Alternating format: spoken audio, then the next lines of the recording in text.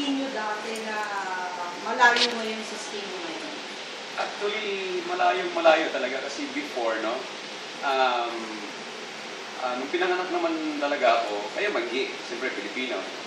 But dahil nga sa sobrang pagiging banidoso ko, nagtatry ako ng kung ano ng mga pampaputi, kung ano yung mga ginamit ko. In fact, gumamit yung, alam mo yung glutathione? Yung glutathione na yan, nilalakla ko yan, alam mo yung 30 capsules, isang araw sa akin ang kulang pa.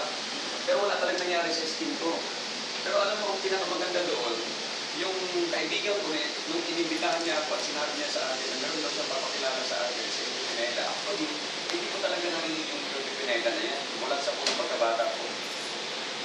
Nung pamit ko sa Elvie Pineda, nung kinabukasan ko, like yung products niya, actually, nagkaroon ng improvement. Actually, in fact, after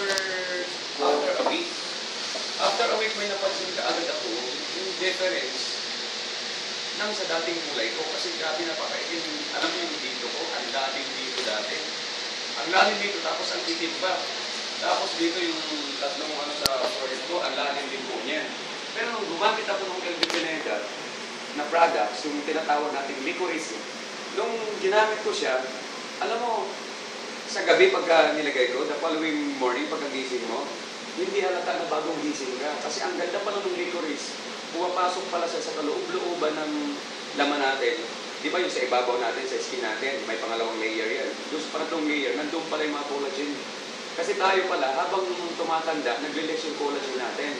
So, ang ginagawa pala ng licorice na to, yung licorice ni Miss Elvie Pineda, binubos niya pala yan. Kaya kung mapapansin mo, yung kulubot sa mukha mo, yung fine lines mo, unti-unti siyang babalik sa dating, sa dating mong skin.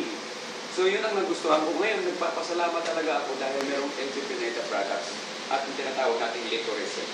Na kung saan, kinikerry ito ngayon ng AJ&P Global Solutions. At ang maganda dito sa licorice na to, kung dati si Ma'am Elvie Pineda, nagpipenetrate lang siya sa ibang bansa, ngayon, ito na yung chances natin ng mga Pilipino na makatry tayo kasi actually, ang mahal pala ng produkto na to.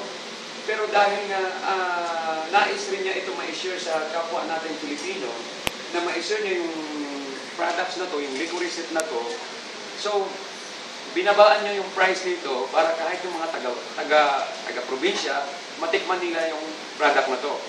At naniniwala ako, itong product na licorice, no, ay makakadagdag ito sa ating confidence. Kasi tingnan mo, sa isang kagaya kong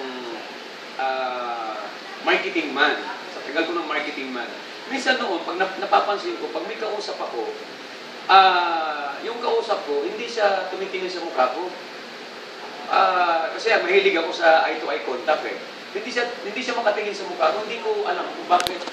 Pero alam mo ngayon, nagtataka ako, hindi na sila nakikinig sa mga sinasabi ko, pero sa mukha nakatitig ko. Kaya napakaganda nitong licorice na to ni Elvie Pineda kasi dahil dito nag-boost yung self-esteem ko. Bilang marketing man, hindi na rin ako nahihiya kung sino-sino mga kakausapin ko. Lalo na ngayon, ang dami ng mga big time na mga tao na mga nakakausap ako. So, yung confidence ko, tumaas na talaga, unlike before.